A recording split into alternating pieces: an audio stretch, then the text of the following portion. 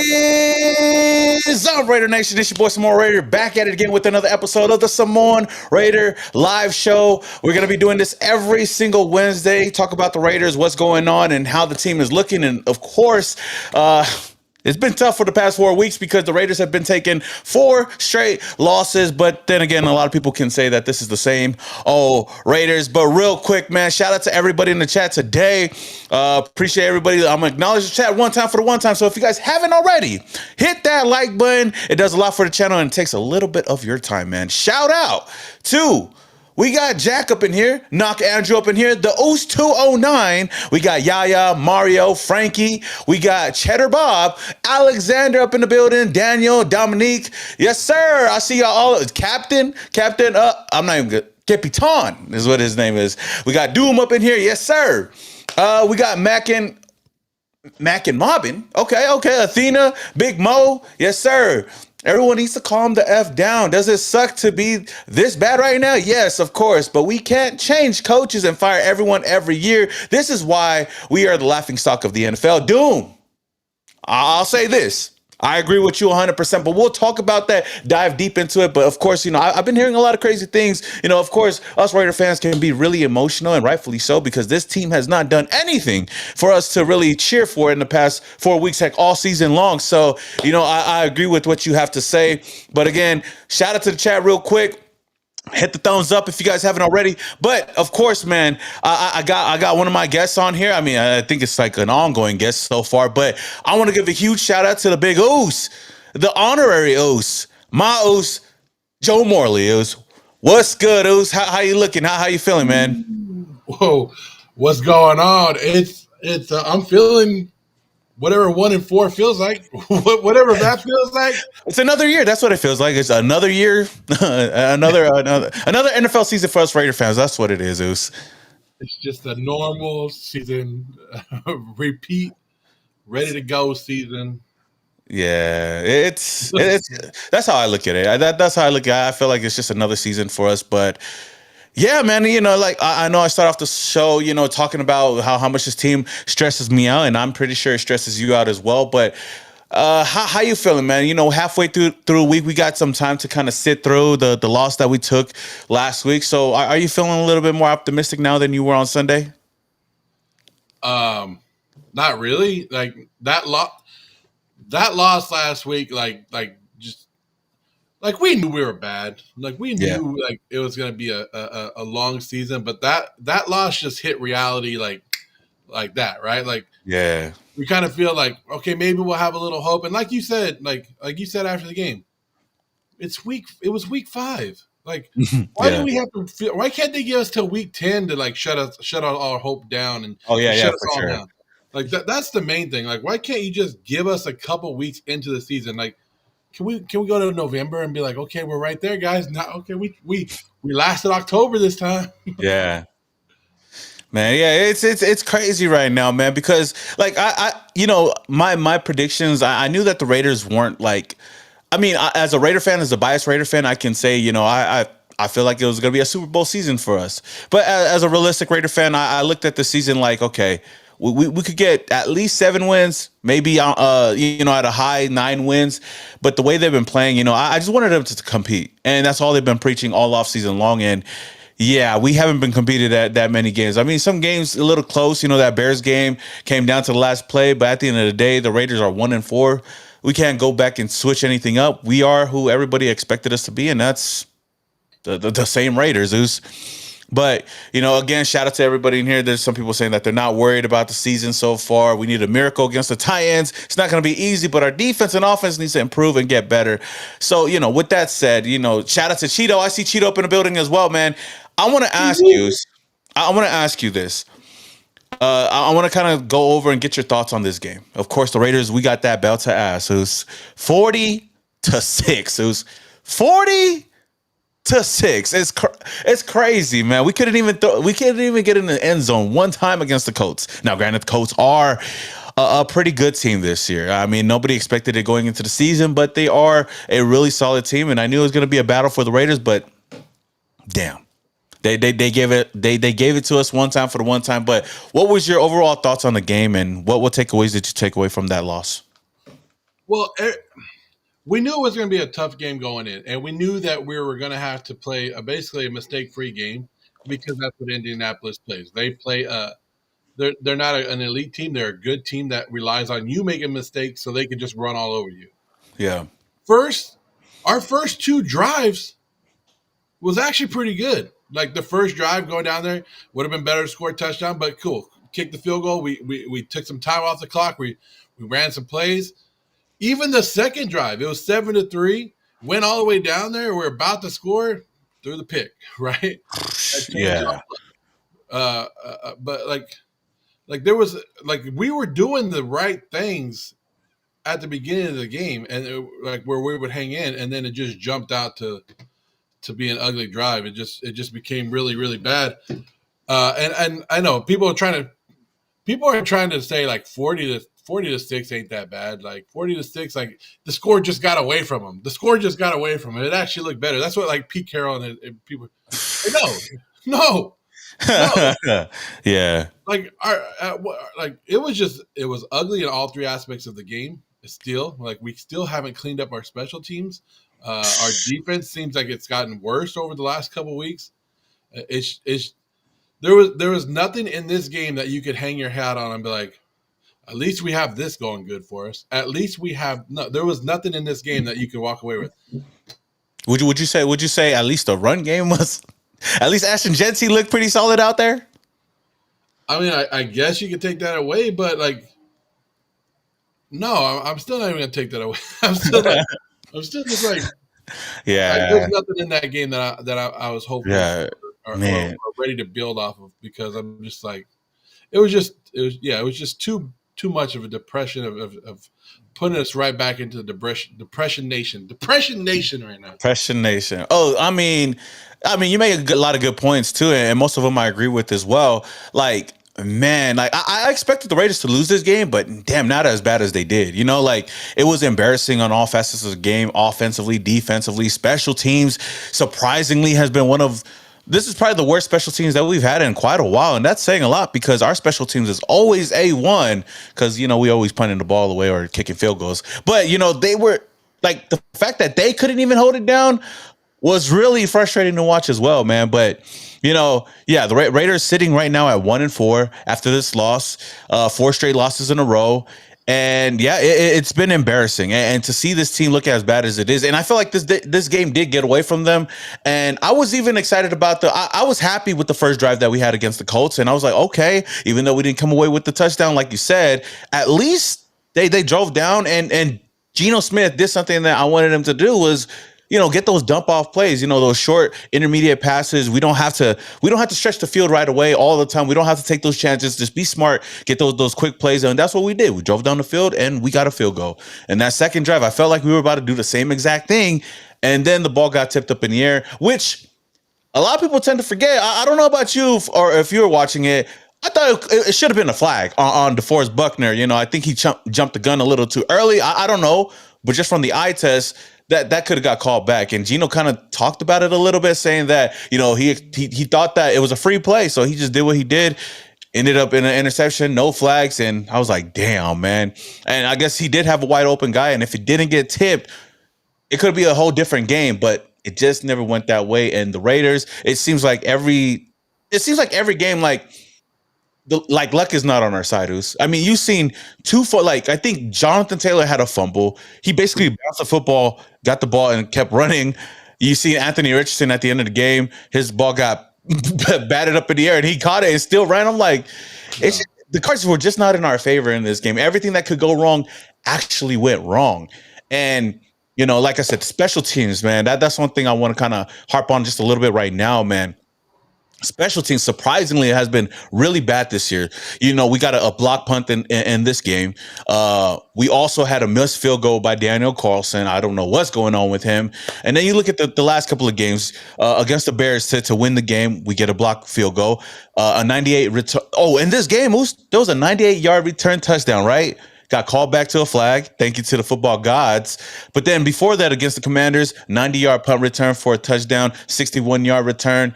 It's just been crazy on special teams. So how worried are you with the special teams? Do you think that they could turn things around, and especially with AJ Cole kind of banged up right now? Well, I'm really worried about it, and it's like this is where I think we're the last like 30-second team in special teams all the way around. Like that, it's pretty Yeah. bad.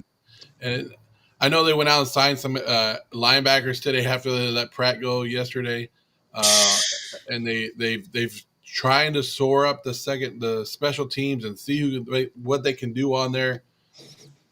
But man, I mean, it's can we just get something going? Like, can we just get one aspect of the game? And like you said, I don't know what's up with Daniel Carlson, and I've tried to pinpoint this, but it's Yeah. not just Daniel Carlson. It's every kicker in the NFL that's having trouble. Like we've seen more block kicks this year, more missed kicks. Like That's true.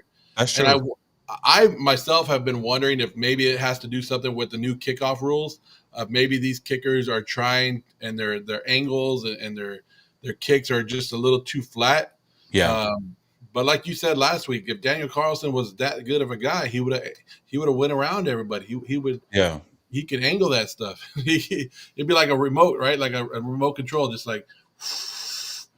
But I wish. I don't know. But Daniel Carlson used to be Mr. Reliable, but hella reliable. And I don't know. Like I was thinking that to myself, and I was like, "There's no way the Raiders released Daniel Carlson, right? Like, how bad does it have to get for us to get rid of Daniel Carlson?" But yeah, it's just like, how many kicks can we miss? Like this guy used to be Mr. Automatic whenever he came out, but now anytime a kicker comes on the field, you're just like, oh, man, are we gonna make this now? Are we gonna make this? Yeah, and yeah, like my expectations for him is pretty high. Like I usually would never worry about the punt or our field goals. Now it's like, oh, you never know what's going to happen with this team, which, like I said, is really frustrating as well.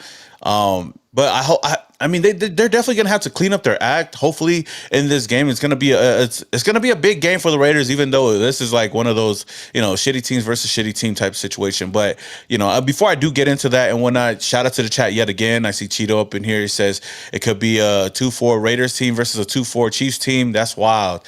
That could be wild, but we gotta win though. But we gotta win though. That's the thing, man. Somebody said we still got time. If not, hopefully we can do better than the Chiefs this season at least. I don't know, man. The Chiefs they actually look like a good team that's just not winning games. We look like a bad team that's just not winning games though. Gino doesn't even try to take off like he's been known to. That's true. I mean, he's done what he could. But again, shout out to the chat. Cheeto said, "Oh my gosh, he was offside for sure." Trust me, I was watching it. I thought he was.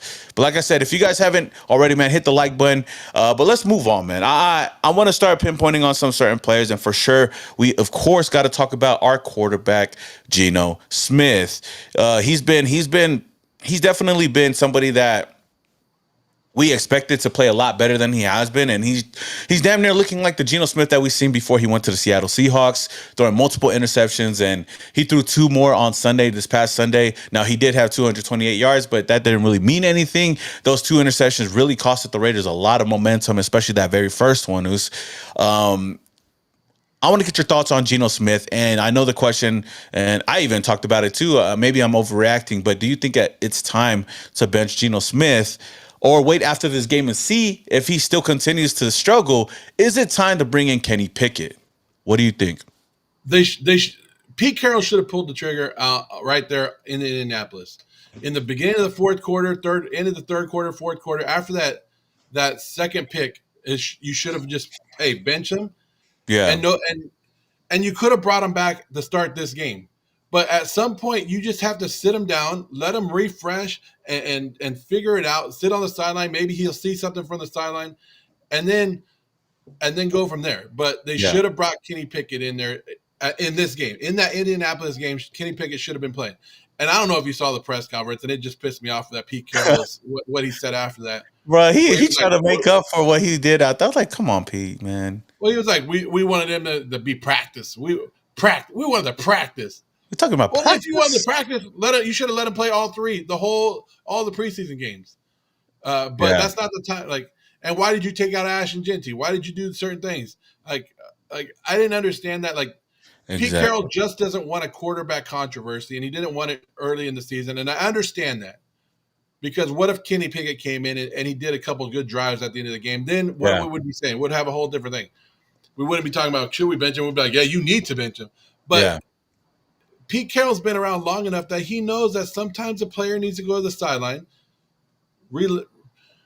take that breath, and watch the plays for a little bit. And that would have been a perfect situation to do it. Then bring him back against the Titans, because now Geno's on a very short leash, right? Like, you would think he's on a very short leash in this Titan game. If he throws an interception or two in this game, you better take him out, especially, because me and you are going to be there, and we're going to be like, hey, boo!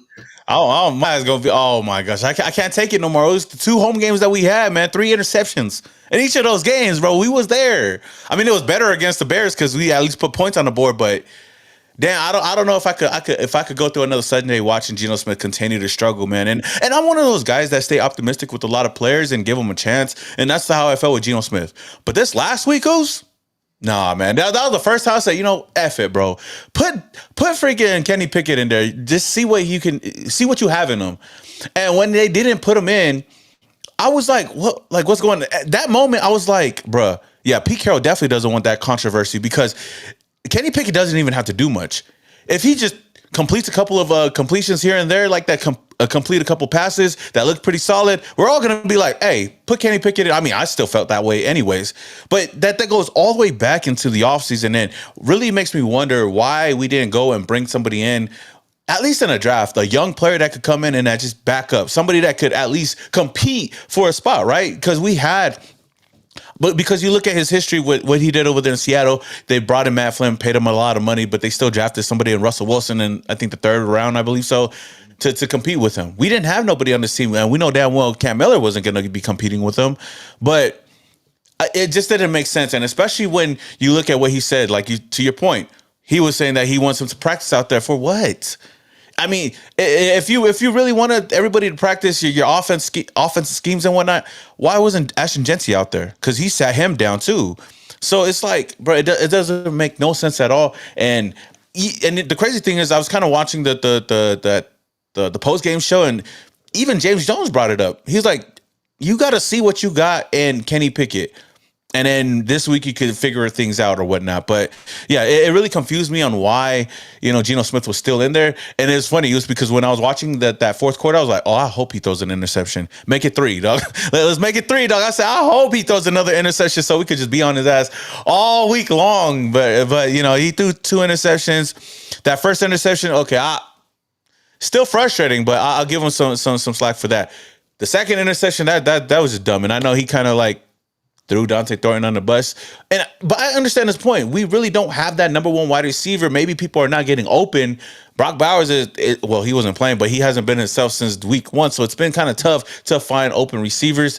Then again, he's been holding onto the ball too damn long, Oos. But, go ahead. I don't know if you saw it, but I went through and I posted a video probably about an hour and a half ago of all 9 of Geno Smith's interceptions, because he had a press conference today. And Geno was talking, and he goes, well, 6 of the 9 were tipped. I said, let's look at them, Geno. Let's look at all 9 of these then. How many were? Really, the one that we're talking about, the one you're talking about in the Colts game that the defensive lineman hit it. Okay, I'll give you that one. Even though it looked like maybe that defensive lineman knew Geno Smith's tendencies. Okay, I'll give it to you. Because right before he threw it, you could see the lineman looking their assignment, and he goes, okay, I'll give you that one. The other ones that were tipped, Geno, they were tipped in triple coverage. There's 3 people standing around there at least, and they go, okay, boom, hit it to my homie and let him catch it. And Geno's like, it was tipped. No, dude, it was still a bad read. And there was one that was in the Charger game. I don't know where you were, but I know I was in the end zone, right there in the end zone view, and I knew Trey Tucker was wide open. But that's the one where it got tipped in the end zone with Derwin James and stuff. And it's like, you tipped it, Geno. It was a good tip, and they caught it. But Trey Tucker was standing there wide open in the end zone 5 yards away from where you should have threw the ball. Yeah. It's just some bad reads. It's just some bad reads right now, and I don't know why Geno won't. I don't know if Pete and Geno still think they're in Seattle and they can bullshit some casual football fans. But this is a Raider Nation. Bro, when he said we're a whole different fan base, bro. Yeah, no, for reals, bro. You're gonna hear it, bro. I mean, You tell you when he talked about it in his presser, and he said, "Man, you guys got to understand it's a process. It's a process." I was like, "Bro, we've been going through the process for a long time. We don't want to hear that shit, bro. We don't want to hear no excuses. You either go out there and do it, or shut the hell up." But I know he's getting asked the questions, so I know he's got to answer the questions. He's got to be there. It's tough, and it explains why, shout out to DC, why he cried a couple of years ago when he was over here, because I think at that point he was like, I can't say anything else to this fan base or to the media right now. It's just tough, and it's been tough, and rightfully so. Yeah. So somebody said Top 3 Entertainment said.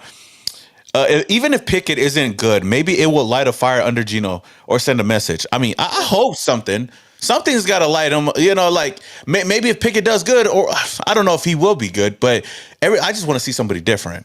That's just my thing. Rudy also says, man, we could have paid for Stafford, and we could have. The Raiders really wanted Stafford. That was their number one choice. He decided to go back. That plain and simple. He decided to go back to LA for way less, but he was the number one option that the Raiders really, really wanted over here before Geno Smith. When that didn't pan out, you seen them trade for Geno Smith like that. But I mean, it depends. It depends on what Raider fan you ask. Because I said I was one of those that said Matthew Stafford and the Raiders would be a perfect marriage together. But it depends on who you are. Daniel Jones was another guy that the Raiders wanted, and Raiders were talking to Daniel Jones. And Daniel Jones wanted to go to a place that he was going to compete, but he thought the Raiders were going to draft a quarterback, and he was like, "Nah, I don't really want to do that." And he signed with the Colts, thinking he can go beat out Anthony Richardson, which he did. Yeah. But the Raiders didn't even draft a quarterback, and that's the thing. That's the thing. And that's the thing that I keep saying, like, bro, but then that's what I said, and I agree with you, bro. I don't think Pete wanted that smoke. I don't think he wanted to hear it, like. Because there was no controversy at all. You had AOC. I mean, there was one person that thought that AOC probably did better. Anywho, if you had a Shadeur Sanders here, there'd be a lot of headlines on that. If you had any other quarterback that we could have drafted in this past draft, we would be all asking for him like in week 3 already. Now, like, I think it's come to a conclusion where it's like, F it, I just want to see something different. And maybe Kenny Pickett's the answer, maybe not. But like, I know a lot of people can say we could have got Daniel Jones, and I was one guy I'm open to any quarterback, honestly, at this point. But to see what Daniel Jones has been doing over there in Indianapolis, I highly doubt he plays that good over here. It's crazy that's why I said, like, in my video, I was like, no matter who you bring over here, it always seems like it's not going to work out. Like, I feel like we're cursed at this point. Gardner Minshew, before he came to us, was a solid backup quarterback. He played way better than he's ever played before us. Like, last year with us, he looked horrible. And the year before, he was a Pro Bowl quarterback. I know he was a reserve, but still played way better than what we've seen over here. Then you look at Geno Smith. I haven't seen him this bad in Seattle, and it just goes to be like, I feel like whoever we bring over here is not going to work out. But that being said, there is a quarterback out there. I want to go over some quarterbacks, kind of talk about it real quick, because I know we got Kenny Pickett right now, and we got Geno Smith.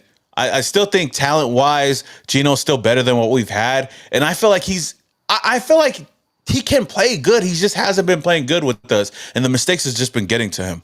But another quarterback that we could rely on, just in case, if anything was to go wrong, and his name's been brought up, is somebody that I've always wanted to see in the silver and black.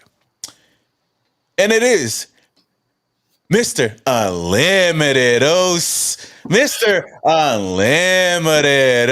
So I want to ask this question, I talked about this in yesterday's video. Russell Wilson, another guy that's played under Pete Carroll, somebody that knows his system, that has that relationship. He's not getting any more playing time over there in New York right now. And he has, I say, 6 less interceptions than Geno Smith. So what do you think about that Russell Wilson, Pete Carroll reunion over here in Las Vegas? And chat, let me know what you guys think. I'm already seeing AZ Raider. Oh, hell no. Oh, hell no. Russell Wilson doesn't have it anymore. I don't know if you watched any of the games that he played. Yes, you could go back and like maybe. Oh, but look at the Dallas game. He tore Dallas. He tore it up, Boos. He has no defense. He was throwing. His completion ratage is 59% this year in the games that he played. 3 touchdowns, 3 interceptions. No, that's what somebody told me the other day. They go, the only thing that Geno can do that's worse right now is just say, Raidernation, let's ride. Let's ride. Like, and just copy. I mean, whatever. If you bring in Russell Wilson, I don't think it's a fix. I don't think it's going to fix anything.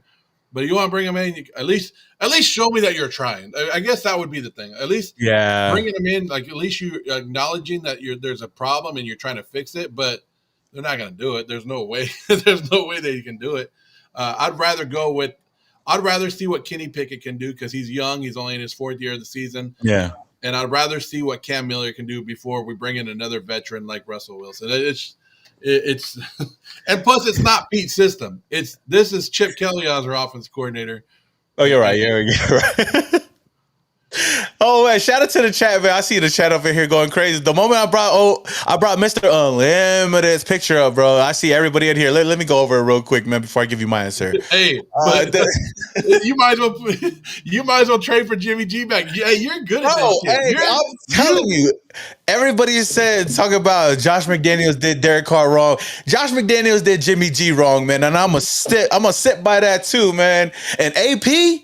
I ain't forgot about you, motherfucker, because you wanted to keep AOC over Jimmy G, and you see what he did against the Vikings and still kept them in there. But you know that's we ain't even talk about Jimmy G. But my quarterback like that. You a funny dude, man. Like I don't care. Like you got a guy like. I remember going to the games and you and Mr. Fitz just fighting about Jimmy G and AOC the whole time, like the whole time. Bro, because look at like, I love Raider fans. I love my team to death. I love Derek Carr to death. But he wasn't that guy at the end of his career with the Raiders, and I'm gonna continue to say that. And people continue to say, "Oh, bring Derek Carr back. Look at what he did in the past." Derek Carr did a lot of great things over here, and I got a lot of love for him. But he ain't that same guy. I could go out there and say, "Look at Jimmy G and what he did in the past. He took a team to the playoffs, took him to the Super Bowl."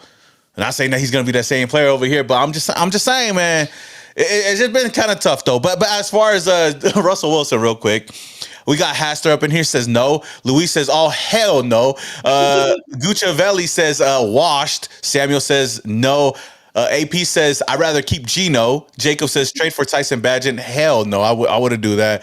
Cheeto says the move for Russ was last year. It was last year. Sorry, it was Hey, we got to run it back. He was born to be a Raider, man. I think that he was born to be a Raider and rock this. We got a lot of people up in here, man. Luis says he's a walking billboard. Germ209 says I'd rather have Jameis in and let him cook. At least he'll own his interceptions. I feel like Jameis would have been crazier because he would have just been entertaining on and off the field. Yes. But, I see Geno sucks. I am Churro says, nah, Russ is washed. Yeah. Chris says Russell Wilson just don't know how to play football anymore. Shit, just like Geno. Oh man, we got a lot of people saying nah. Okay. Here we go. So my thing with Russell Wilson, yeah, he's not the same player that he once was. Real quick before I forget.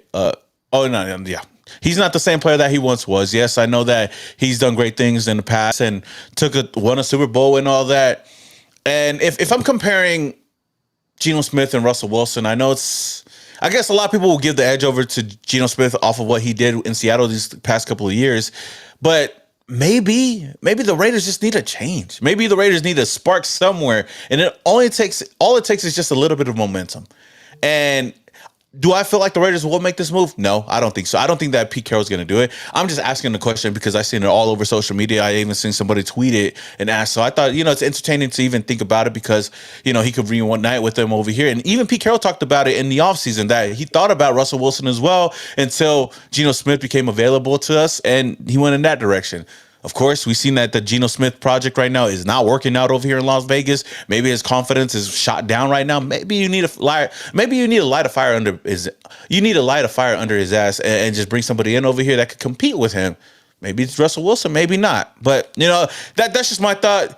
I don't think it'll happen. Would I mind it happening? No. But I think the Raiders need something. I'm desperate right now.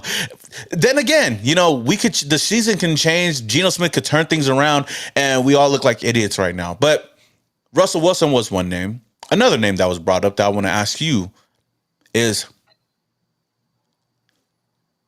Shadeur Sanders. Shadeur Sanders. I know he said a couple of weeks ago that there's a lot of quarterbacks in the NFL that he could be starting over. And I feel like Geno Smith, with the way he's been playing, why not even think about Shadeur Sanders? So I want to ask you, what are you thinking, man? We didn't get him in the draft, but we still have a chance. Bring him over here to Las Vegas and see what he got. I think it's really unlikely. Like this is a pipe dream, but I wanted to ask the question because it's been talked about. And Damian Lillard, diehard Raider fan, I don't really think he watches the team that much, but he tweeted out that at this point, go out and trade for Shadeur Sanders. So again, chat, let me know down, and I'll get to you guys after Joe's answer. You know what's sad? Like, if Shadeur Sanders was in here and he was playing like Geno Smith, would be like, oh, he's learning, he's a rookie, like. But Shadeur Sanders he's not the answer. He was never the answer. He's not the answer. If he was the answer, he'd be the starting quarterback for the Cleveland Browns. The guy, you got to love his arrogance. You got to love the way he carries himself. And that's something that it might turn people off from Shadeur Sanders, but you got to love, like, people with confidence like that are awesome. Like, he believes in his own ability. But the fact is, when he played in the preseason games, he completed 58% of his passes in preseason. He got sacked 7 times. This guy, Shadeur Sanders has a problem of holding on to the ball. Like, and that's the thing too. Like, he's going to do the same thing. Basically, the way that Geno's playing in our system, Shadeur would probably be just like that, if not worse. If not worse. So I don't think it's an upgrade for us. Maybe Shadeur would take off just a little bit more, because I want Geno to be more active in that. I want to see Geno run more. If Kenny Pickett was in there, I want to see him run. Yeah. But there's a reason. NFL teams want to win. NFL teams want to win. And we've seen them bring in horrible character player guys and put them on a team just because they're good at winning. So if Shadeur Sanders dropped in the draft because people didn't like him, that's not the reason. He dropped because of his talent, and NFL executives don't believe in him, and he dropped. It's not because of who he is, who he's related to. It's because they didn't think they could win with him. And Cleveland still doesn't think they can win with him, and they're going with Dillon Gabriel. And so how stupid, I mean, if the Raiders went out and made the move, whatever, but how stupid would we look that we had all the opportunities to draft him, and then we said, no, we're still not going to draft him, and then we go and trade for him? Like, how dumb? Like, I would say fire Spytech if that happens at this point. Damn, like that is. Yeah. Man, maybe they want to right their wrongs and be like, you know what, we missed out on it. We got a chance to get him. Let's go get him now. Now, I will say that I feel like I disagree with you on that. I feel like there was just an agenda against him in the NFL. There's no way you can tell me that all these other quarterbacks were all better than him in the draft, because I feel like he had the skill set. I mean, he even said it everywhere he went. He turned franchises around. Granted, it is freaking Jackson State in Colorado, but I still feel like you could put him up there, and he's probably not as good as Cam Ward, but I believe that he was the second best quarterback in the draft. And I don't know. There's been a lot of reports saying one thing or another, saying that, the NFL kind of blackballed him because of his dad or whatnot. And I feel like the Cleveland Browns, they just don't know what they want to do. And there's been reports that they were kind of forced to draft him.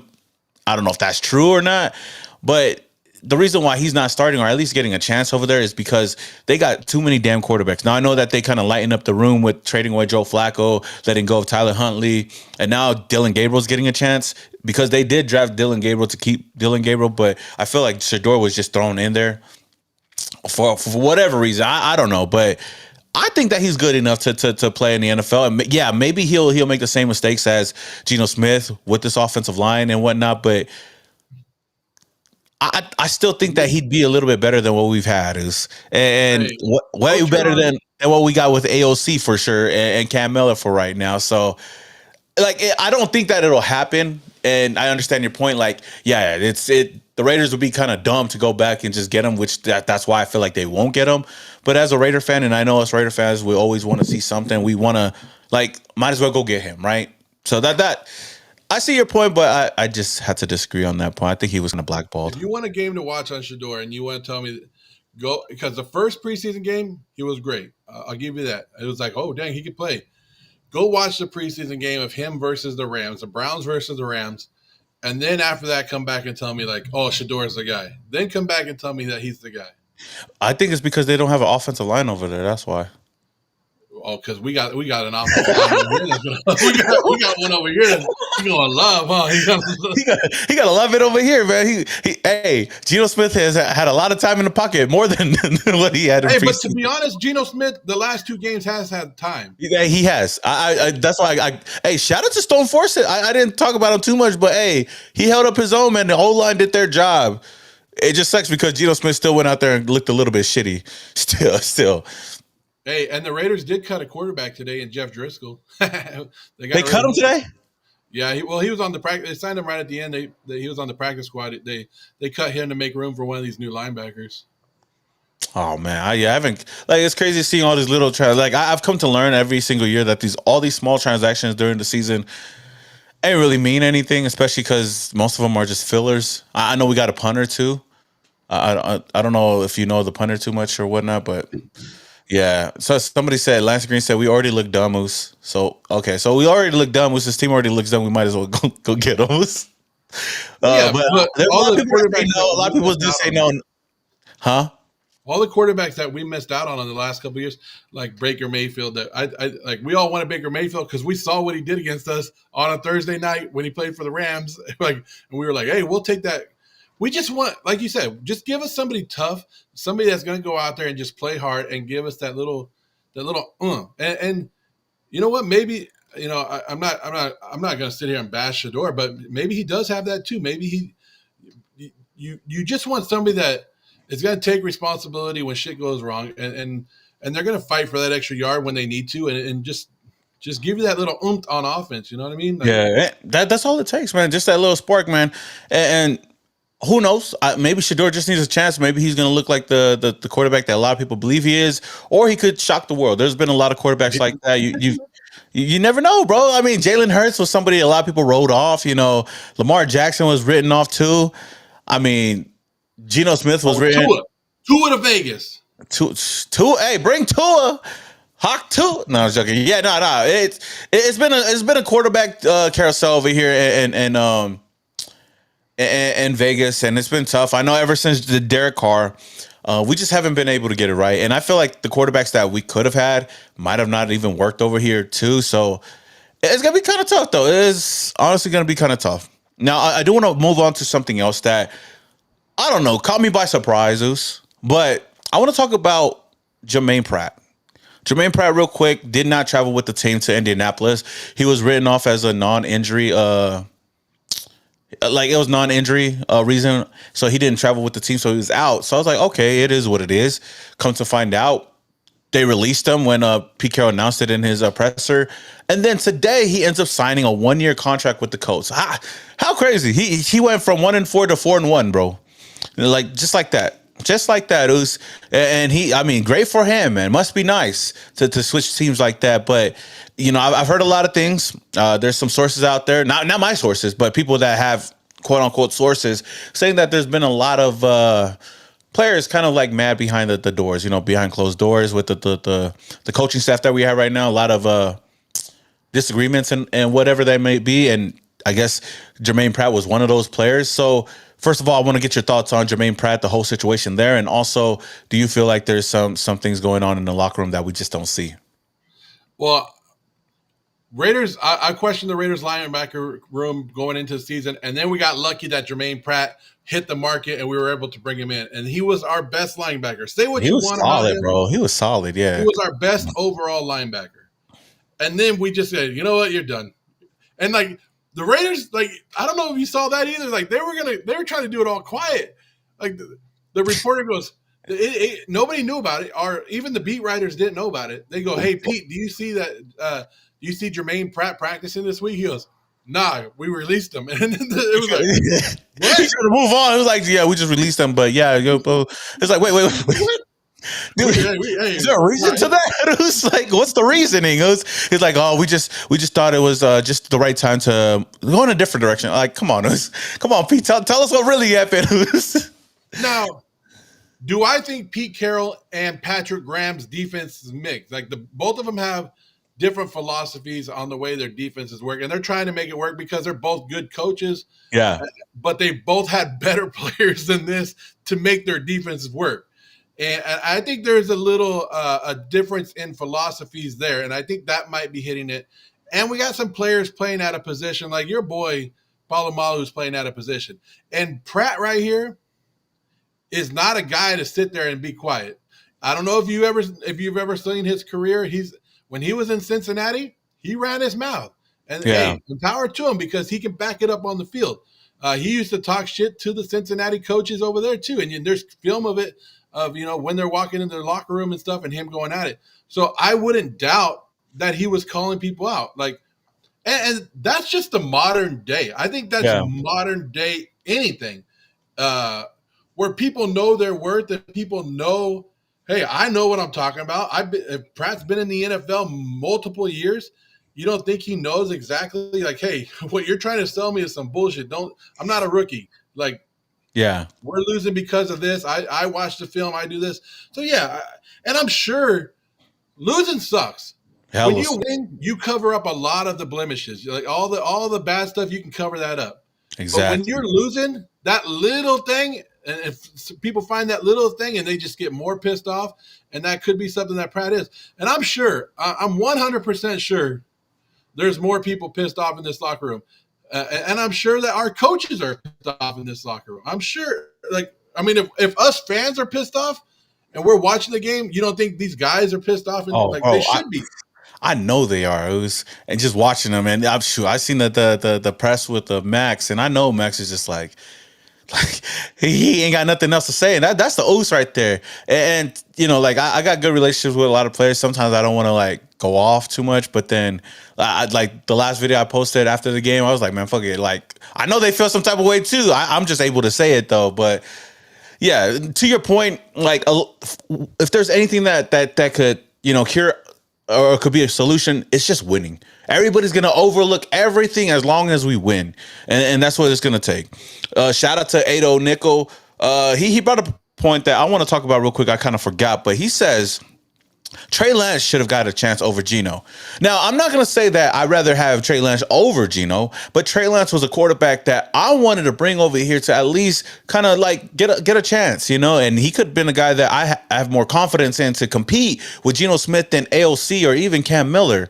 But I want to get your thoughts about Trey Lance and, just giving him a chance. He might be a cheaper option and a young player that has some type of upside and could maybe turn his career around with the right team, the right situations, kind of like what Daniel Jones is doing right now.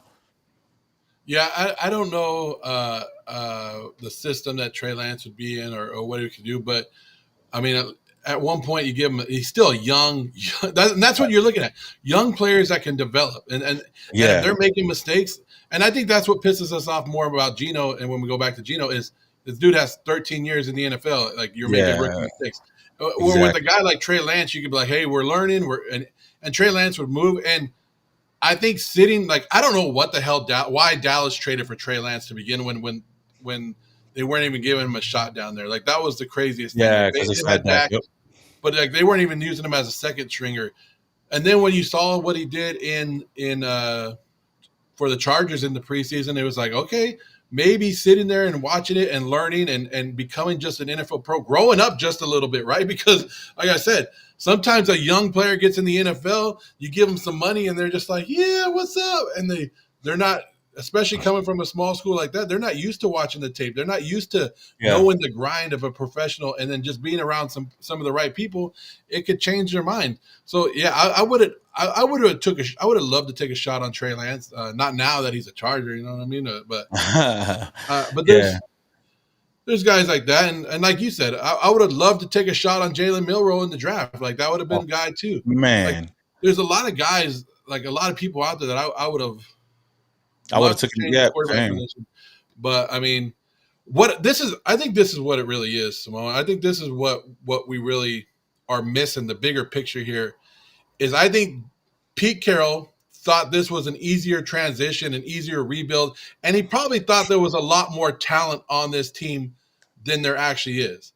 And I think he thought he was going to come in here, just put a couple pieces here and there, and really, maybe they really thought, like, hey, we're only a quarterback away, right? Maybe they really thought that what we thought last year, it was just a quarterback and not the offensive line, but it was everything else. They didn't hit free agency like they should have hit free agency. Nah, They they, should they have went went cheap. They aggressive. went cheap, bro. And I think him and John Spytek and even Tom Brady, because Tom Brady is all part of this. Tom Brady, I think they misread the talent on this Raider team, and they thought this rebuild was gonna, because they were all saying we're not going to rebuild, we're just going to add pieces and continue to fight and go and make it a fast. I don't know how, I forget how they worded it, but it wasn't a rebuild. But now they look back at it, they should have rebuilt it. Like They're like, damn, this is a rebuild. Yeah. And it's crazy to that point. Max Crosby said famously, like, he doesn't have time for a rebuild. So I know a lot of people looking at that now. It's like, okay, like, I don't know how to feel about that though. But yeah, that's kind of tough though. Which, I mean, that leads to my next point, which I was going to talk about Pete Carroll too, kind of highlight him real quick. Element Pro says, real quick, I want to address this. He said, y'all need to stop begging for backups, bro. What is wrong with y'all? What is wrong with us is the fact that we're not going to trade for no Lamar Jackson. We're not going to go get Josh Allen. I mean, of course, the NFL draft is around the corner, but as of right now, that's all we can look at is backup quarterbacks. And I feel like it's just seeing who can come in and just like turn it around, because it could be anybody. Like, we don't have to get the big name quarterbacks, and I don't think the Raiders will. Now, Geno Smith was somewhat of a big name, not really, but somebody that at least had some type of success recently. But it just hasn't been working out. But for me, as a Raider fan, I always try to look for those quarterbacks that could turn their careers around. And I mean, that's why I said Trey Lance was one of those guys I was down for. But real quick, I want to talk about Pete Carroll, because I know a lot of people was talking about him. Just want to highlight that real quick. Does it seem like? Oh well. Okay. So I know Pete Carroll kind of talked about like the rebuild might take a little bit longer. How do you feel about Pete Carroll right now? And depending on how the season goes, like if it continues to go as shitty as it is, maybe win 4 games and they continue to look as bad as they've been looking all year long, do you feel like the Raiders should fire him at the end of the season? I think, well, I mean, I don't know if you saw the press conference, but Pete Carroll's old. He's 74 years old, but he's never looked or acted his age, right? Mm-hmm. At that press conference after the game, that dude looked old as hell. like you could just see it. Like I was like, only the Raidernation could make Pete Carroll look old and act like, and make Pete Carroll look bad and make Pete Carroll look like the villain. I think shit would have to hit the fan for the Raiders to fire it. And we've seen it. Mark Davis is very loyal to his hiring, right? And what he's done. Like Mark Davis would have never fired Josh McDaniels if Josh McDaniels didn't run that meeting and screw himself over. We all know that. Like Raider Nation will get mad at us, but you and I know that. We had inside information that told us Mark Davis was there to give Josh McDaniels 3 years, and he was there. Yeah. With AP, it was a different story, but I think they're committed to Pete Carroll, and they've seen what Pete Carroll can do. And I think Pete Carroll is a very good talker. I think Pete Carroll can talk his way into getting a couple more years in it. Now, somebody will take the fall for it. There will be a fall guy if stuff happens. In my heart and in my mind, I keep saying the first person that's going to get fired is Patrick Graham. And I don't know why. I mean, our defense has been good at times and bad at times, but I think Patrick Graham will be the first guy that gets fired. And that's just me. I personally met Patrick Graham. I met him. I think he's a nice guy.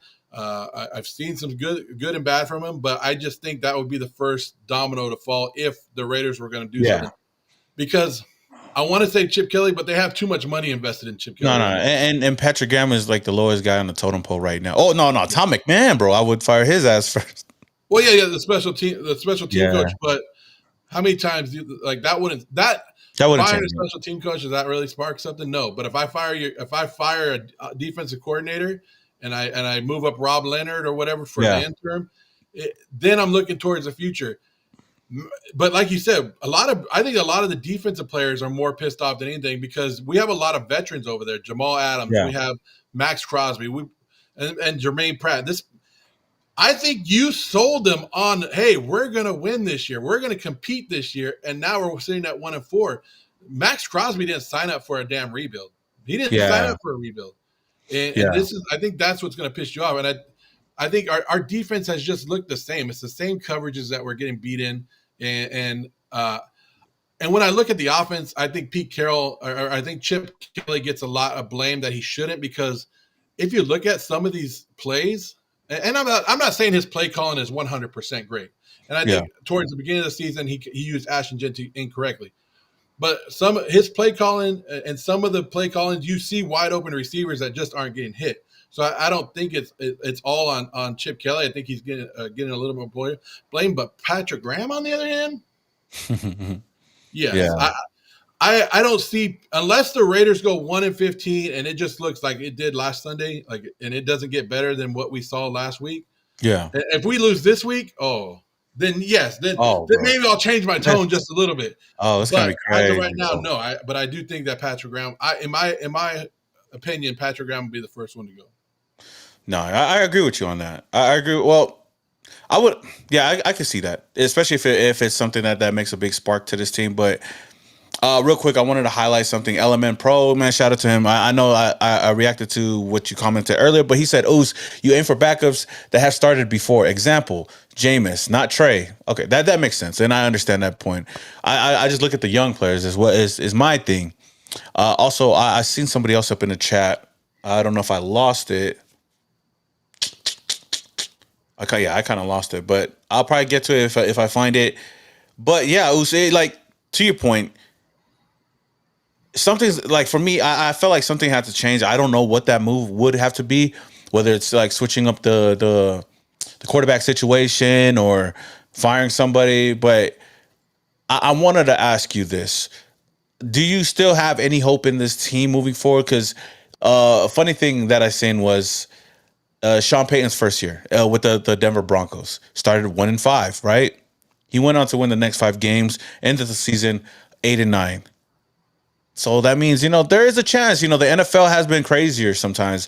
And, I mean, we can still turn it around. Do you have any confidence in this team to turn it around, especially if we win this week?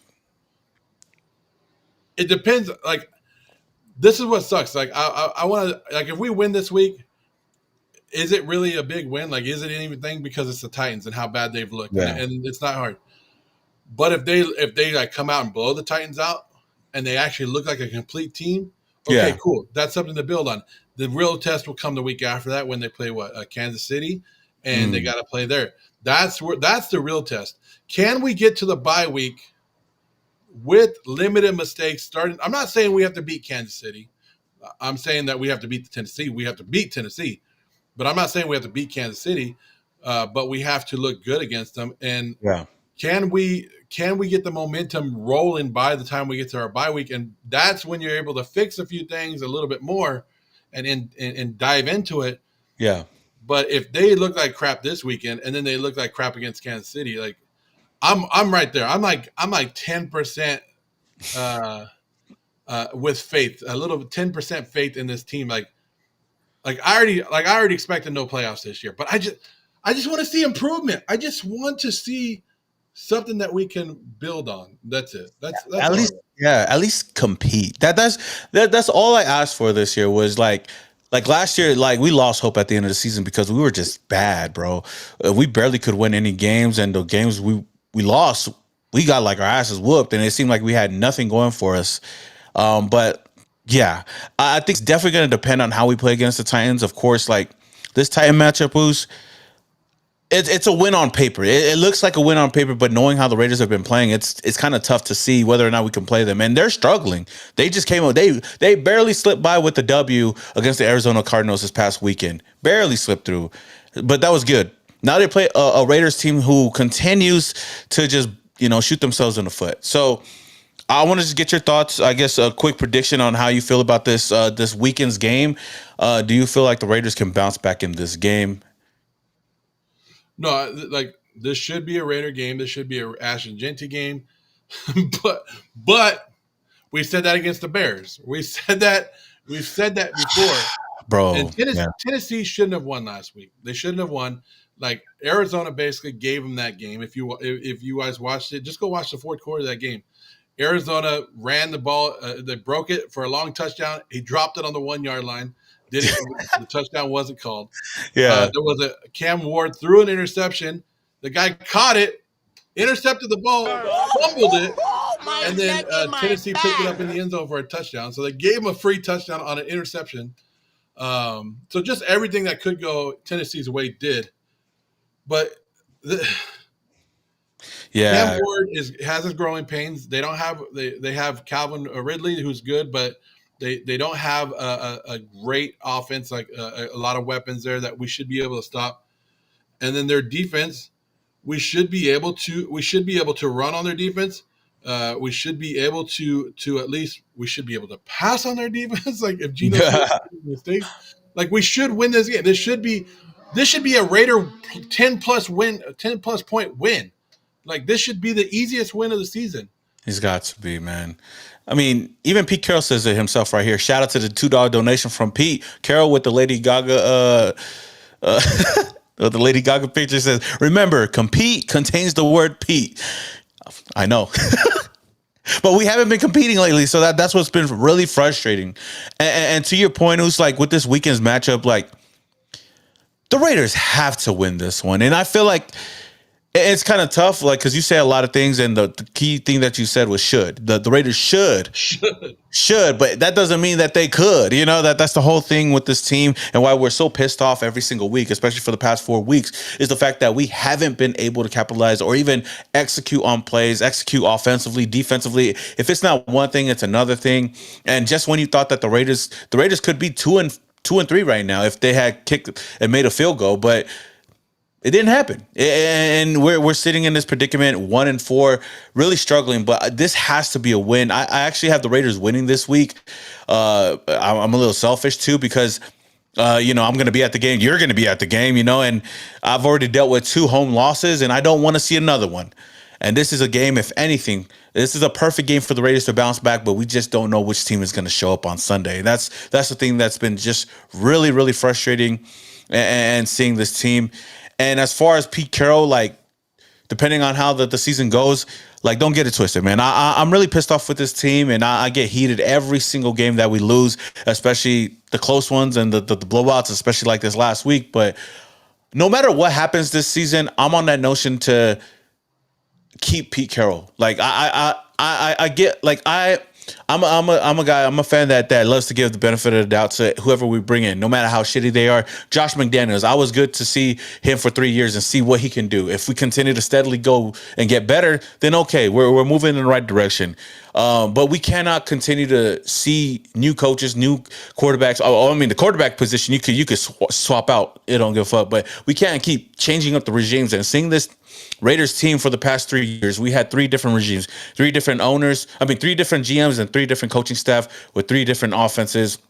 We can't continue to do that and expect the Raiders to be good. And for me, like, I want to keep him around. Heck, I was down to keep AP around. As shitty as we were last year, I was like, let's just see what he can do. If he continues to do good, okay. If he continues to do bad, then okay, we know our answer there.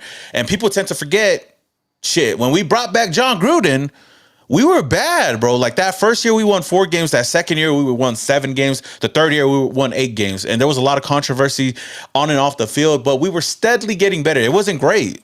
Now, the year that he had to leave, that's when we got shit going. But, like, you have got to trust the system and at least build on something. And Pete Carroll, as bad as it's been right now, I would keep him in until, like, maybe 2 or 3 years. And if we don't steadily look better, then okay, we could move on. But yeah, and the hard thing about Pete Carroll is his age. Like, if Pete Carroll was a little bit younger, I could be like, okay, yeah. But the dude signed a 3-year deal, and we want to give him 3 years. But then we're gonna build, like, that's the thing. Like, we were supposed to be building with Pete Carroll, and then have a successor with them somewhere in here. And like, come on, you got to give us some kind of hope. Like, we don't. I don't want to build a Pete Carroll team, and then all of a sudden we don't have somebody else that can step up after him when he's gone too. Like, that's. I think that's what sucks. But to throw some more stats out there, guys. Like, if you guys want to know, like, how we should win this game, this is the 31st ranked offense in Tennessee that's coming in here. 31st in points scored, 31st in yards, and it's the 25th ranked defense. Like they are the worst defense in rushing. Like they give up the most rushing touchdowns. They're like 30th in rushing yards. Like this. Like if there was ever a game that Ashton Genty is gonna like light up our stat, like we think the Bears game was good. Ashton Genty should go for 200 yards this week. 200 yards. And like we should be like, yeah. We should be all happy, right? Oh man. Oh man. Hey, because this is how we do it. This is Raider Nation, right? We're all down right now. We're all upset. And say they blow the Titans out. They win like 42-10 or whatever. They beat the Titans. And we whooping the Chiefs, bro. That's what it's gonna be. The Chiefs are gonna knock us back down to earth. That's what's gonna happen. My neck and my back. Yes, sir. Shout out. My neck and my back. Shout out to Daniel, the rapper, for the 199. He says P2 stubborn. He gotta go. Offensive line and quarterback first round. I mean, if anybody, man, I know. Shout out to Daniel, man. I appreciate the 199, man. But my host right here, Joe, is one of those guys that's been wanting an offensive lineman for the past 2 years. And that's one of the main reasons why you see his reaction. And a lot of people can call him a fake fan. But looking at the team right now, man, you win games starting with the trenches and then work from there. And offensive line, I mean, the past 2 games, yeah, they've been a bit better. But you know, you gotta find those dogs on the offensive line. And I feel like we were definitely spoiled, dude. Shout out to Jimmy J. I'll get you in a bit, but I felt like we were spoiled before with an offensive line that was really good, and that's why we had those prime years with Derek Carr. Because once that offensive line is good and you got time, man, you could do a little something out there. But yeah, man, I've been a guy that wanted a quarterback in the first round. We just haven't been able to do that in quite a while. I mean, since Jamarcus Russell, I believe so. So. Yeah, appreciate that. Shout out to Jimmy Jan for the $5. Says point blank, every time we have won or competed for a Super Bowl, we have picked up older, cheaper vets and we kicked butt. Tell me I'm wrong. Hashtag Nutty North Long Beach. Shout out to Jimmy Jan. And you make a good point. And I feel like that's what I'm holding on to, because the Raiders have always been a place of second chances. Now, I know the past couple of years, it hasn't been really good. It's just where everybody comes and gets a paycheck, right? But you know, before that, when in our heyday and the golden days, man, we always gave quarterbacks that didn't have a chance anywhere else to come over here and turn their careers around. Rich Gannon, you had what was it, Ken Stabler or not Ken Stabler? Jim Plunkett. There's been a lot of opportunities here and there, but it just hasn't been working out for us. That's I looked at it like when we got Jimmy G. I thought that was the route we were going to go with, you know, somebody that just needed a chance to come back and just do his thing. My neck and my back. It just didn't happen, though. But real quick, like, I guess give your 2 cents on this, Zeus. Like, the definition of insanity is doing the same thing over and over, right? Like yeah. Just because it worked one time doesn't mean it's going to work over and over. And yeah, we've had success with bringing in older quarterbacks and maybe once or twice, but once out of 10 times, like that's what we want. We want to hit that lightning in the bottle once out of 10 times. Like, yeah, look, for every one quarterback that we brought in, for every Rich Gannon we brought in, right? We brought in an Aaron Brooks to come along with it. Like we brought in a Kerry Collins to go along with it. Like, come on, like. Yeah, at one point we have to be serious about it. We have to be serious about building our team, and we have to look at what works, what has worked for winning teams around the NFL, and what has worked for winning coaches. And they start with the trenches, and then you work your way out, and that's just the way it is. You start. That's how you build your team. And I don't know if you know this. You guys can look it up. It's pretty simple to look up. There's a Bill Parcells. 6 things that Bill Parcells wants to see for him to be able to draft a quarterback in the NFL, for him to do it. And it has to do with like 30 games played in the NFL. In those 30 games, he wants him to start for like 3 years or 4 years. I don't have it in front of me, but I'm just messing with it. But he has to win 23 games. He has to have a certain percentage. A certain amount of years played, and there's like 6 of them, and there's certain players that fit the criteria, and that's Bill Parcells saying, and that's something that hey, if it worked for Hall of Fame coaches, maybe it's still working. You know what I mean? Yeah, and we just haven't hit it. Like It's been, I like I said before, I feel like we just don't have luck anywhere. No matter who we bring in, we could get the biggest names, and they just don't pan out for us. Shout out to Dre Douglas for the $5 donation. Appreciate it, dudes. He also, I know that there was no comment here, but he also commented this saying that we need Pete to step up. It's okay to do a QB change. I agree with you, Dre, but I just don't think he's going to do that. And we've talked about it a lot today. That I just feel like right now he's a little bit I forgot what the word is, but yeah, he's a little stubborn. I don't think he wants to do anything. He doesn't want to change it up. I think he's going to continue to put Geno Smith out there and hoping that he can, change things around and get better. Because, I mean, we know that Geno can be better. It just has not. The cards have not been in his favor as of late. So it's just been tough. It's just been tough, though. But I agree with you 100%.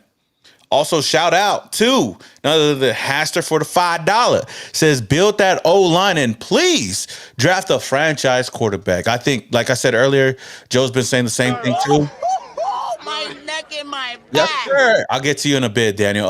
But yeah, like Joe said this before too, and I'm a guy that never, like, when I first got into football and kind of learned the whole thing, I never liked drafting offensive linemen in the first round because I was like, bro, that's like the most unsexy pick, man. Pause. But like I'd rather get somebody like a nice shiny toy. But then you look at how important that offensive line and defensive line is, like on any team that really builds franchises. And we've seen that with many different teams. But yeah, I agree with you.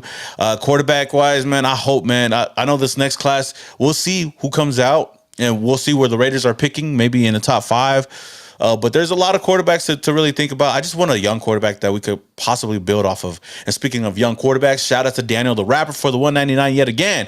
This is Cam Miller. Greater than Geno and Pickett, but Pete won't do it. Now, I think that Cam Miller has a lot of potential. I just don't think that he's that guy just yet. I could be wrong. Anything can happen in the NFL, but I guess I'll shoot this over to you with the whole Cam Miller situation. Like, I know he's still on the team, I think, via a practice squad, but do you think that there's a chance that we could give him a chance out there, or we should give him a chance? I think if the Raiders are sitting at 2-9, 2-10, yeah, they need to bring him in and just see what he's about. He's a developmental quarterback that needs a lot. He needs some work, but at some point in the season, if the season is really bad, you bring him in and you just let him go do his thing and get that experience out there. Yeah. Same thing with any position that you want to get. Same thing with our young offensive linemen. You need to be getting them in there at some point we probably already think the season's over, but the Raiders don't, right? So at one point when Pete Carroll and John Spytek look at each other and go, hey, we suck, our season's over, then they need to start getting these young players on the field and start getting them the reps on the field, because there's a big, like, no matter what people say, there is a difference between college and in the NFL. There is a difference between preseason and NFL regular season games, and you want to get them in there and you want to get them the reps and you want to get them used to it for it. And that, but it's going to take Pete Carroll, like you said, not being stubborn enough to just be like, okay, we lost this season, let's do it. Yeah. Real quick, I want to get to another super chat up in here. Shout out to OG Josh Mickey D with the $1.99 says, man, y'all need me. If we lose to the Titans, what do we do? Oh, Josh, man, at this point, I kind of miss you. No, but, okay. Just coming in right now. If we lose to the Titans, I swear, oh my oos, I'm going on a full-on rant. I'm gonna walk my ass around Allegiant Stadium. Something I did last game that I'm gonna do every home game now is I'm gonna get my instant reaction and talk while I'm walking out of Allegiant Stadium, kind of like highlighting everything, and I'm gonna try to get fans' reactions too. But if we lose to the motherfucking Titans, bro, I'm popping off, bro. I'm going off on everybody. Ain't nobody safe around Samoa Raider if the Raiders lose. Ain't nobody safe in that Raiders locker room. I'm popping off. I've been popping off lately, but I'm going off. I'm posting it on social. Like, I'm gonna give my 2 cents, because if there's anything, man, at the end of the day, I know I'm a content creator, but I'm a Raider fan first. And yeah, this is gonna be crazy. This is gonna be crazy if we lose to the motherfucking Titans, bro. And crazy thing is, These are the games we make these type of teams look great, man. We make these teams look good. The Commanders, like they look like a really good team now, like going into that week we played them and they didn't look like that team. But yeah, it's just been tough, those.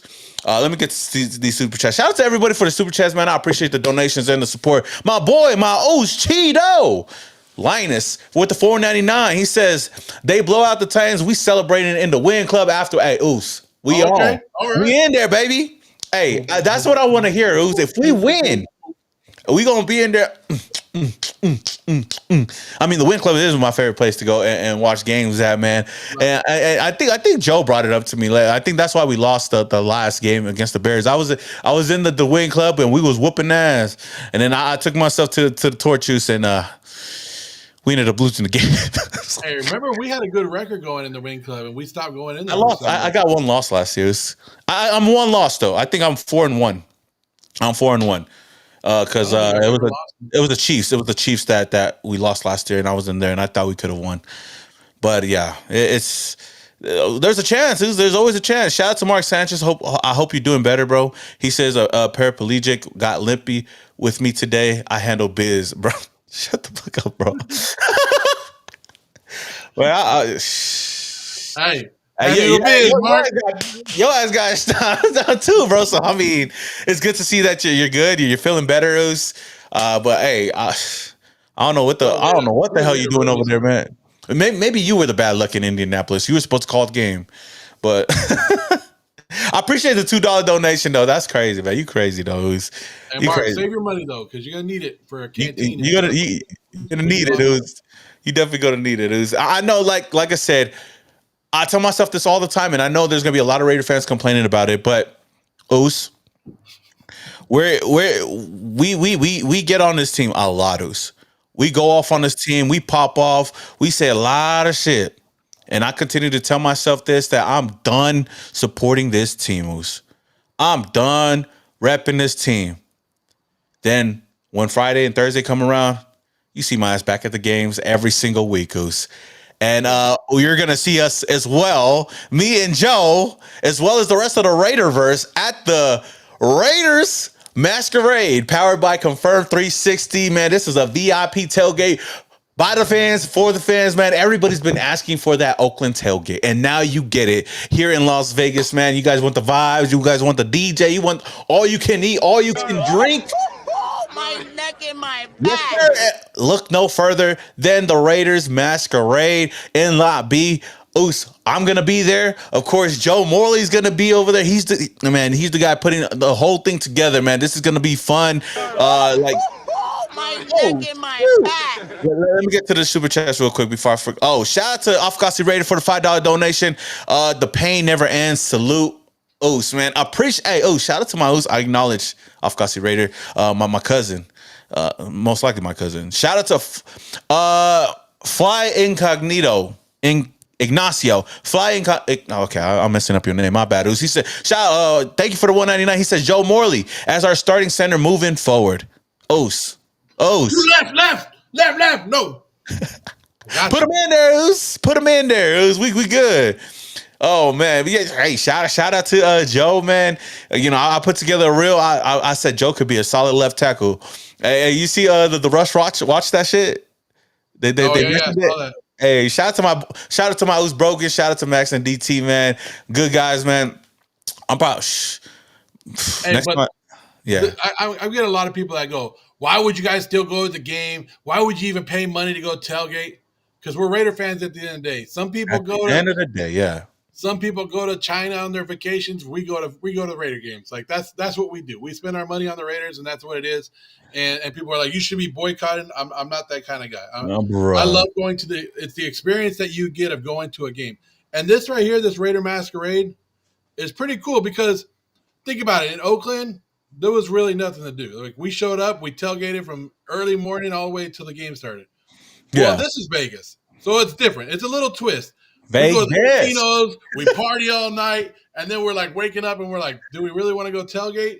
And you got to go get the barbecue. You got to get everything ready. This right here, You don't have to do all that shit. You ain't got to worry about it. You roll over out of bed, still hungover, and you come and get drinks, and you come and get food, and you're ready to party, and they have the tailgate ready for you. Right. And like people are gonna say, how much is it, Joe? And I like, it's 100, and I think it starts at 159 bucks. You're gonna spend that in the stadium. You're gonna spend that at the tailgate, but they're giving you free food. They're giving you food, all you can eat food, all you can drink, a bunch of other stuff. That's like one dinner at a Vegas restaurant. Wow. Yeah, you're gonna eat breakfast. You're gonna eat lunch. You're gonna go in the stadium ready to go. So and you get to hang out with all your fellow Raider fans and have a great time. Like I think it's a very good price for everything that you're getting in the tailgate area, and you're not out there going to the store wasting your time before you. Like I said, go put some money on black. And then win that, and then buy your tickets for this. Hey, put that money on black and bring your ass back over here to the tailgate, and we're gonna party like it's no tomorrow. It's like I said, man. I know a lot of people have been missing that Oakland tailgate. Now this ain't Oakland, but we Las Vegas, baby, and we gonna hold it down over here at the Raider Masquerade. And you guys see the prices here, man. And like I said, man, the prices ain't even that crazy. $159, but that's before you use our promo code use the promo code Raiderverse10, and you get 10% off of this. So the VIP pass will roughly go around like $140. And like I said, I mean, if you walking your ass over there to the tailgate, that covers a lot, bro. You don't have to go nowhere else. We're gonna be over there. Like, of course, you got Joe. I'm gonna be over there. I'm gonna shoot a lot of content. We're gonna do a lot of fun content as well. Shout out to Confirm 360 for even putting this together for us to go out there and just hang out with the Raider Nation. I know everybody, and the great thing about this is right there in Lot B, so it's close to the Modelo tailgate zone, and also it's close to the very front of Allegiant Stadium. So yeah, we're gonna be over there. What does this come with? Unlimited food, open bar. Yes, alcohol is unlimited. The alcohol is going to be flowing all week long. They got different lounges. Like I said, DJ's going to be over there. They got a big pirate ship. I don't even know if we could jump off of that mug, but that's going to be cool. And then they got exclusive Raider merch over there. Overall, going to be a cool time. If you guys want to come kick it with us, come kick it with us. It's going to be, and this might be something that we do moving forward. But you know, we're going to try it out this game. I've been there before, so it's actually cool. All you want in one spot, especially if you're visiting somewhere you don't know where to go. I know J-Lot's on the other side as well, but like I said, if you just want to come to one place and just relax, have some AC, watch some of the other games while also hanging out with the Raider fans, Raider Nation, even the Raiderverse, then come through, hang out with us, man. Like I said, yeah, it's still Oakland forever. Yeah, shout out to Dre. Oakland always, man. But we in Vegas right now, baby, and we gonna party it up like we in Vegas. So yeah. Hey, and look, you might as well party before the game because we've seen what the team puts on the field. We've seen it, right? Hey, we have a great time before we get in the stadium, so that way, if they disappoint us, we're already like, yeah, screw it. Let's just act like the game ain't going on that day. Let's just have a good time, man. And maybe we just forget that there's a game and we just go inside the game like we're just chilling. And maybe the Raiders might win. But you know, like I said, tap in with the Raider Masquerade, man. We'll continue to push this and just be there, man. But yeah, I want to get to the super chats before I forget about it. Shout out to Mando Ace for the 199. Says I like the pain. Makes me feel. I don't know. I don't know how he's trying to end that comment. I don't know. I like the pain. I like the pain. Makes me feel so alive. Maybe, I don't know. But shout out to Mando, man. I like the pain too. I'm a Raider fan, so that's. Can you pull up Myra G's comment? Myra G. Okay, hold on. Let me see. Is it all right? This one.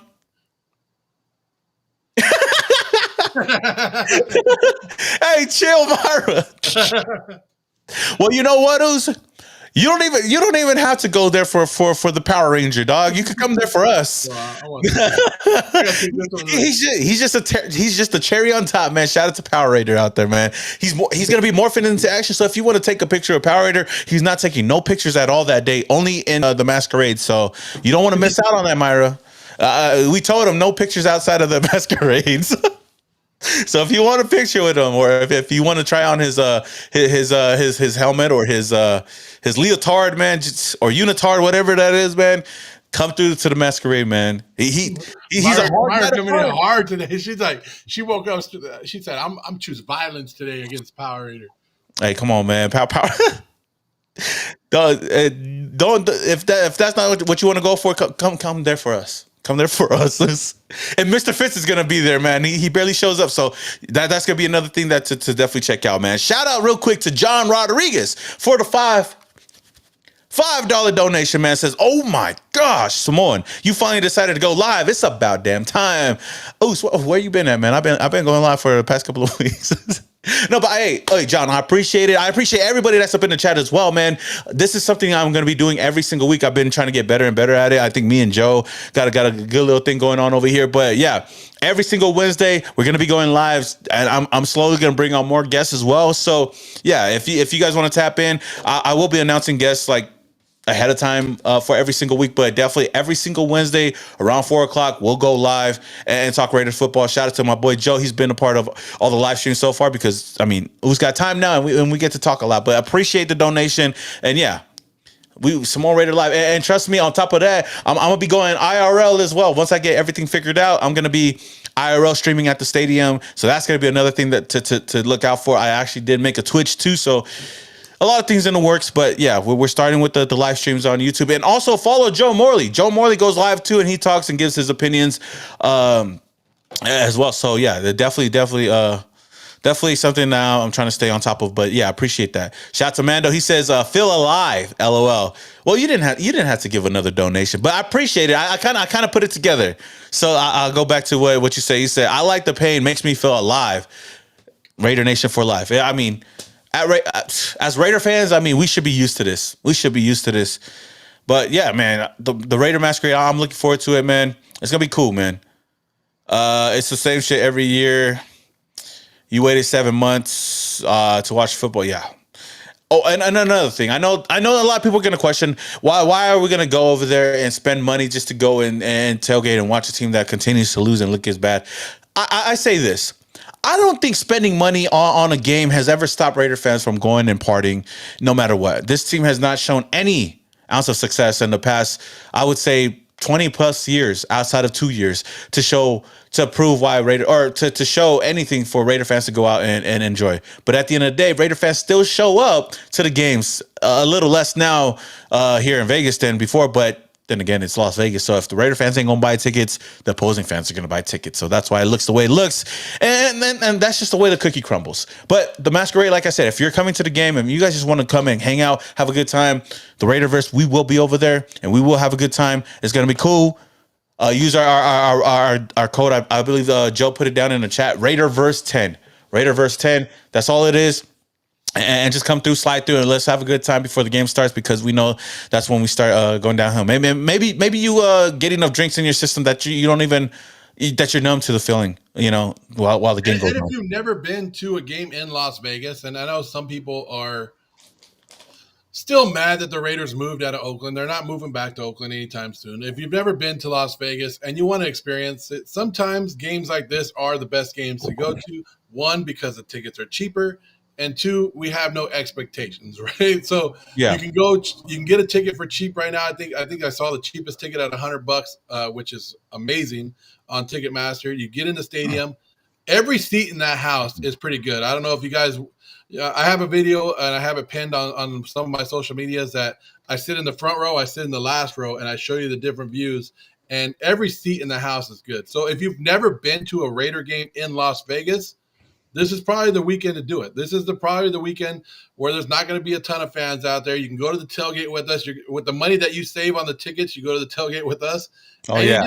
You just enjoy the time. And maybe the Raiders get the win. Maybe they get the win. But to say that the Raiders suck and I'm not spending money on it, that never stopped us in Oakland. That never stopped us anywhere else that we've been. We've sucked for 23 years, and we haven't been in Vegas for 23 years. So don't let that defeat you from going out there and having a good time and supporting the team and just getting the overall experience of going to a game. Let's not act like this is brand new, guys. Let's not act like this is brand new, bro. Like we've been through some tough years and we've lost a lot of games. Let's not act like this is new because it's just in Vegas right now. We just continue to do what we usually are doing. It's just a little bit more expensive and in a nice stadium. That's it. And I feel like that's why a lot of Raider fans complain about it. But it is what it is, man. It is what it is. But yeah, man, I appreciate you. I appreciate my host Joe for popping in, man. Another fun show, man. Shout out to real quick, man. Mustang, I just seen your comment. He says the ticket prices are insane. It ain't insane, Oz. It ain't insane right now, man. Like, people complaining about the prices, and the prices are low right now. But Raider fans still not going to show because we look bad, and rightfully so. But we cannot complain about the ticket prices. I'll pull it up right now. Ticketmaster right now. Look. Is the tailgates free? Okay, if you go to the tailgate, the one that we are doing this weekend, we're going to the Masquerade, the Raider Masquerade. It starts at $159, but that's all you can eat food, all you can eat drink. It comes with seating, everything, games. You just show up and everything's set up for you. And you use the promo code Raiderverse10. It's going to take the 10% off, take it down to $140, whatever it is. So that's going to help you out. There is a lot of other tailgates. There's a lot of other parking lots that you can walk through. And they do charge you for your food, for your drinks, wherever you're at. But there is a lot of other places that you can walk around and find tailgates if you don't want to go with us. We're just saying that, yeah, I understand that it is $140 and some people don't have that, but it is, if you do have it, I mean, it's worth the money that you're spending there. Look we got Ticketmaster right now, $95. And I got my thing at like with the fees and stuff added into it. So that's how much it is going right now, and it's only going to go lower as it gets closer. So like we can't complain about the ticket prices because the ticket prices are just as cheap as they were. Well, not as cheap as Oakland, but they're at lows right now. But if you guys want to come out, come support the team, no matter win, lose, or tie, Raider Nation till I die. If you do come to the games, like I said, man, come through to the Masquerade, man. We're going to be over there having a good time. And also use the promo code Raiderverse10 to get 10% off. So if you guys are looking to come to the game, man, tickets ain't that high right now. $95 a person. You could probably go on the Facebook groups too and see how it is. See how it is. But yeah, it's gonna be a fun experience this weekend. Just as the Raider fans. I don't know about the game. That's up in the air though. But again, if you guys have not already, man, hit that like button. We had about 200 people up in the chat at one time. So at its peak, man, shout out to everybody that's joined. This is going to be a show, some more Raider show that I'm going to do every single Wednesday with a lot of different guests and maybe even, and mainly even Joe over here will go over the games, go over the next games, and go over some of the biggest topics going on and just continue to do this. But appreciate everybody for coming on. Appreciate Joe. If you guys haven't already, man, go follow Joe on all social media platforms. The Joe Morley. He's the guy that goes out there and be like, Raider fans. So definitely tap in with him, man. And maybe next time we'll have a real quick, Armando. I don't see a price difference for kids, so I think it's the same price, and maybe that is something I can bring up to them when we talk to them. But I think they're just looking at the same thing, like, because there's so much to do. There's a big old pirate ship and so much stuff for the kids to do in there as well. It just all I see on there is for ages 2 and under are free. So I'm guessing it's the same price for adults and kids. Yeah. No, yeah. So, yeah, we'll have more information on that. I'll probably put out a reel as well, just explaining kind of everything too, and just letting you guys know more about that. But it's definitely something that's going to be cool to watch. Let me see if I could pull it up. I actually do got some clips from there. I mean, it just looks fun. It looks like a great time. And like I said, like, if we can get in there and do some stuff.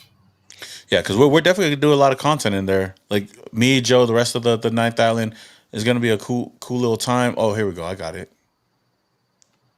right here. Let me pull it up real quick and see if we can hear it. Here we go. It's sponsored by none other than Mario Chiladas, the official michelada of the Las Vegas Raiders. You hear this? 10 out of 10. Yeah.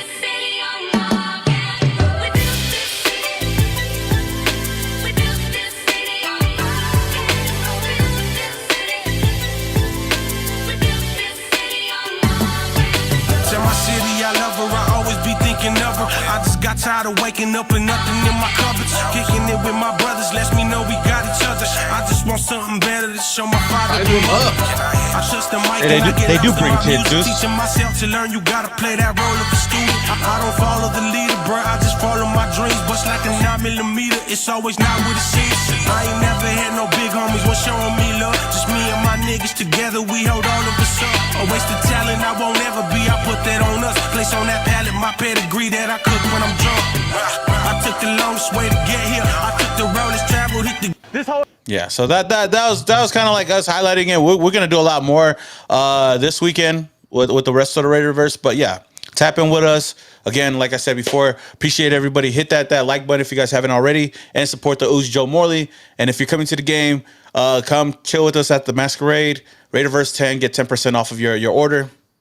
And with that said, until the next one, we are